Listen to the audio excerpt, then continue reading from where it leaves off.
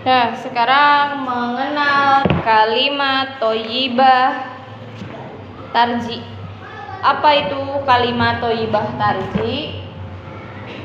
Yang sering kita ucapkan pas saat ketika ada orang yang meninggal. Bagaimana?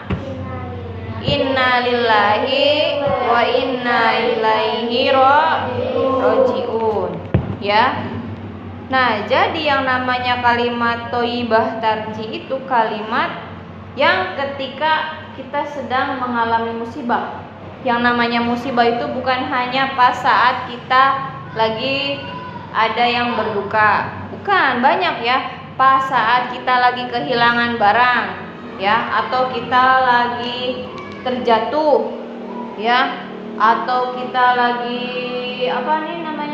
terjadi kecelakaan. Banyak. Jadi jangan pas saat kamu jatuh, jangan bilang, aduh monyet. Nah, salah. Ya, pas jatuh kebiasaan, aduh asu. Jangan. Jadi kalau pas saat kamu jatuh juga harus bilang apa? Innalillahi wa inna ilaihi raji'un. Ya, jangan dibiasain kata-kata seperti itu. Ya. Waktu yang tepat untuk mengucapkan kalimat thoyyibah tarji apa tadi? Pas saat 1 kena musibah, 2 yang ketiga terjadi kecelakaan, keempat terjadi bencana alam, kelima terlewet atau terjatuh, keenam kehilangan barang. Nah, itu adalah waktu yang tepat pas saat kita mengucapkan kalimat thoyyibah tarji. Jangan pas kita lagi dapat hadiah nih, innalillahi. Enggak. Salah, ya.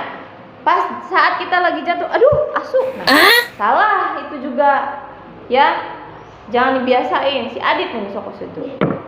Nah, ada 3 macam musibah yang diberikan sama Allah. 3 macam musibah nih dari kehidupan kita. Yang pertama sebagai cobaan atau ujian, ya. Jadi kita orang yang beriman nih, untuk imannya kita lebih kuat, dikasihlah ujian. Dikasih ujian sama Allah. Untuk apa? Kita dikasih ujian sama Allah itu supaya apa sih? Ada yang tahu? Supaya apa? Kamu nih ujian, sekolah ada ujian, ya. Untuk apa kamu dikasih ujian? Lulus. Nah, sekarang sama Allah itu kamu dikasih ujian nih, ujian yang begitu berat. Supaya apa sih kamu dikasih ujian? Supaya menjadi lebih baik, imannya lebih kuat. Jangan dikasih ujian malah bunuh diri. Salah, berarti imannya lemah. Ya, itu yang pertama. Allah ngasih musibah itu ada 3 macam. Yang pertama tadi untuk ujian. Yang kedua untuk teguran.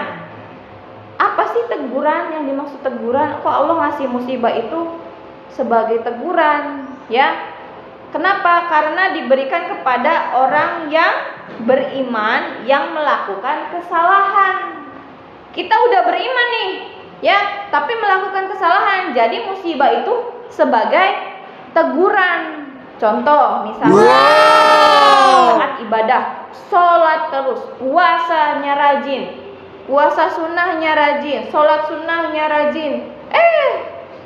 Ya, si Adit lagi pusing, lagi stres, malah minum-minum, mabuk-mabukan. Ya, dikasih teguran lah sama Allah. Ya, karena kamu sudah melanggar. Nah, itu musibah sebagai teguran. Dan yang ketiga, musibah itu sebagai azab. Jadi siksaan diberikan kepada orang yang selalu berbuat maksiat. Coba bisa sebutkan nggak apa contohnya musibah yang ketiga ini sebagai azab buat manusia? Apa? Suka mabuk.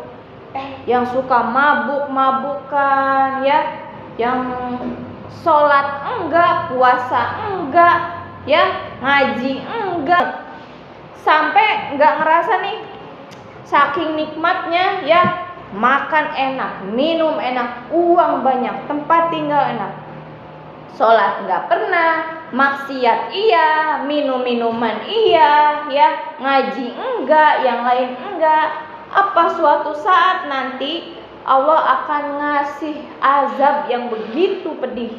Wow. Waktu dulu di Indosiar. Nah, ya, azabnya gimana contohnya?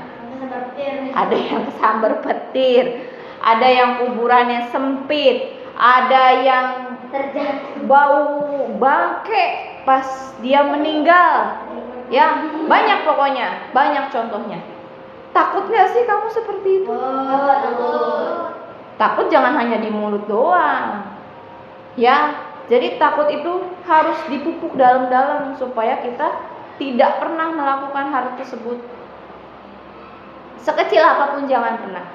Ya, mau itu, Bu nih, orang-orang di sana, anak-anak muda di sana, minum-minuman, kayaknya enak ya. Nyobain sedikit boleh nggak, Bu? Ya, mau sedikit, mau sekecilak, mau setetes, mau sebotol, yang namanya haram ya haram. Ya, janganlah sampai kita termasuk dalam golongan orang-orang tersebut. Ya, nah,